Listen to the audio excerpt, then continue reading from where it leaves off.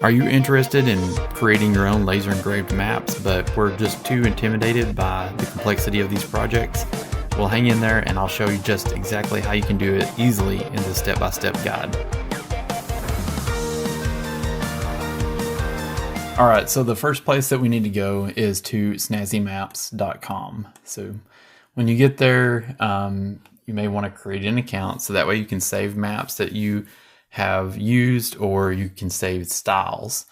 But just for this example, we're going to do some of the more basic functionality of this just to get you started. So first, let's go into Explore Styles. And in the search box, just type in laser and search. And so this one has already been created, somebody shared, so we can bring that one up. And so the first thing that happens is we end up at whatever location. You can go into the top right side and you could type in a city or a zip code just to get you in the right spot. And then you can just drag and move this around just like any Google map, where you can locate it however you want. And you can use your mouse to scroll in and out and zoom in and get more details. Now, one of the really cool things about this web app is that you can actually apply and modify like different layers to the styles, and you can do that by clicking on customize here. And so let's say, for example, that I want to get some more of the streets, some of the smaller city streets in here. So I'll go to road and then local, and then under fill, I'm going to turn on these the geometry here.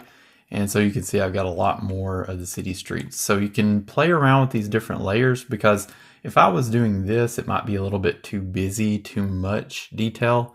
And so turning it off might be better for the laser design or the engraving that I'm going to be doing. So it really comes down to, you're going to have to play around a little bit. But just to get started, I think going with the defaults on this style works great. And that's what I did on the one that I created.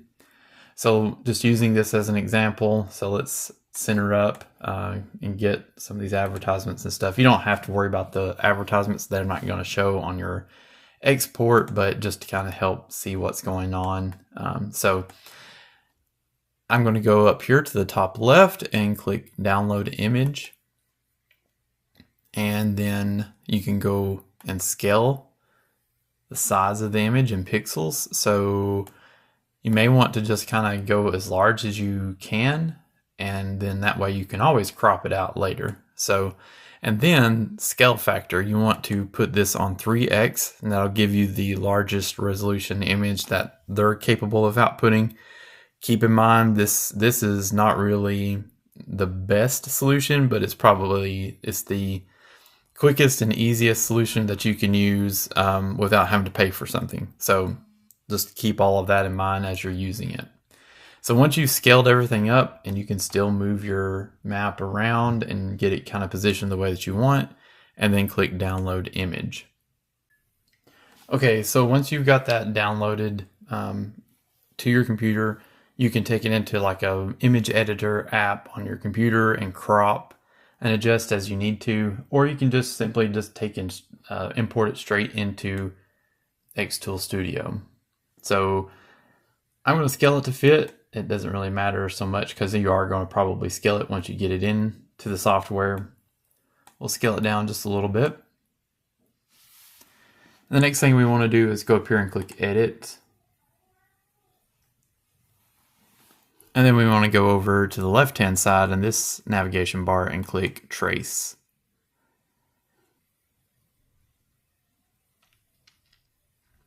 All right, so xTool is going to trace over everything. And you want to probably do auto trace, so that will do both sides of the lines and keep the thickness of them. And so I'll click Save. And then now that is on top of the layer that I had before, or the image. So we can just take and delete that. All right, so you'll notice that these are just the outlines. So to get it back to like it was, you'll click engrave, and then now it's going to engrave inside of what it traced. And so you got basically that same map that you had before. So the next thing that you'll want to do is use the dimensions and resize this to match the workpiece that you have. And as it is, it's not going to cut out around the border. So for example, let's say that I'm going to make this an 11-inch, okay, 11-inch by 8.8 inch cutout. So in order to get the perimeter of it cut out, what I'm going to do is go and insert a rectangle. We'll just draw this out. You could kind of match it the best that you can. That's an option. But it may be best to use the dimensions of this shape to just to copy it over and get it exact.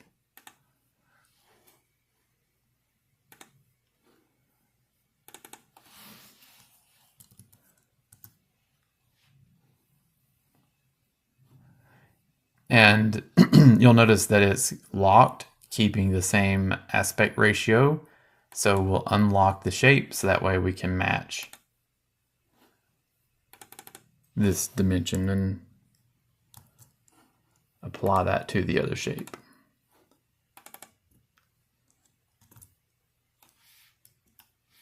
Okay, so now they're an exact match, and I want to set this up to be a cut. And then we're going to make the material, whatever you're going to be cutting it out on, probably this 1/8 inch basswood plywood. We'll hit apply.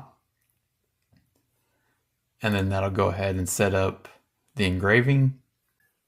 Okay, so here's the original file where I created the map that I showed you at the first of the video. And so you can see I've got the engrave layer, and then I also have the perimeter that I'm going to cut out. The only difference here is the backing that I used. I'm using this 1/4 inch plywood, and so a little bit thicker. So on my cut, I'm going a slower rate and a single pass at 100%.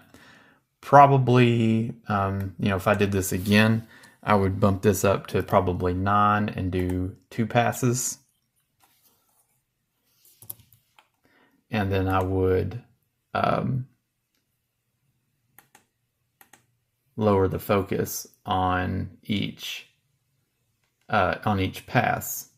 And I think that gets us a cleaner cut and a lot less char on the edges, because it'll cut through about 3 millimeters per pass.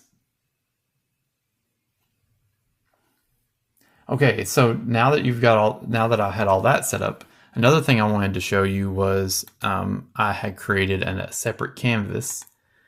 So that was the backing that I cut out, but then I wanted to add some things to the foreground of the map. So, like the city name and maybe some backing for those elements. That way they stand out a little bit better, and a marker that when it's all together looks like this, but you want to cut it out in separate elements, because this would be the base, and then these parts are going to be on top of this marker. And of course you can see that here on the original, or on the one that I've made. So just kind of group those together, get them as close as you can, and that way it's this uses up less material. And then you can see on this particular canvas, I'm actually working on the 1/8 inch basswood plywood. Okay, so now let's take a look at how I actually cut it out and assembled the project. I first started out cutting a piece of 1/4 inch plywood on the table saw, and I cut that just roughly a little bit larger than the finished piece would be.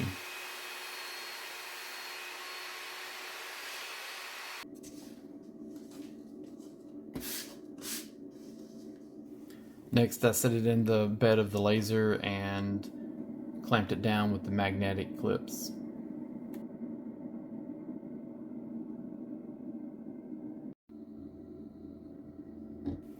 Next, I used a hot probe on the laser and set the focus point.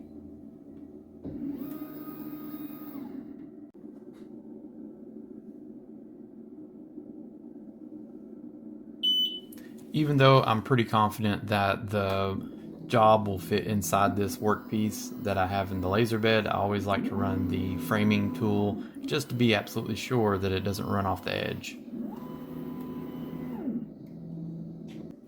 Next, we just close the lid and start the engraving job.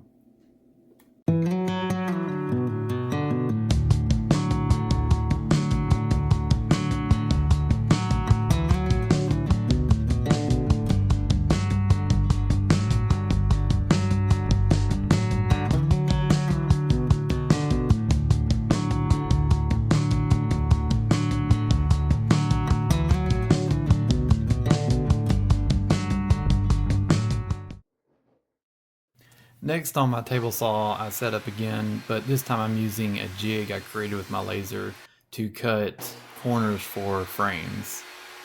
This has a perfect 90-degree angle and it gets a good fit every single time.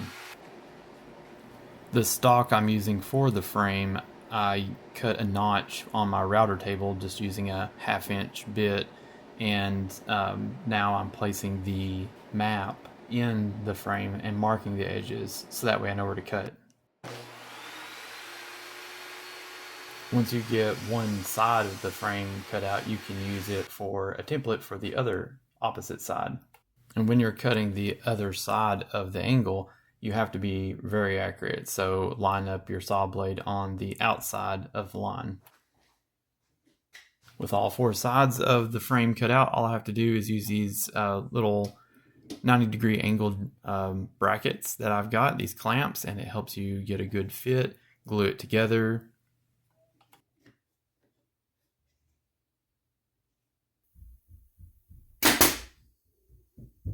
And then using some brad nails, we just pin the corners so that way we have a good solid fit.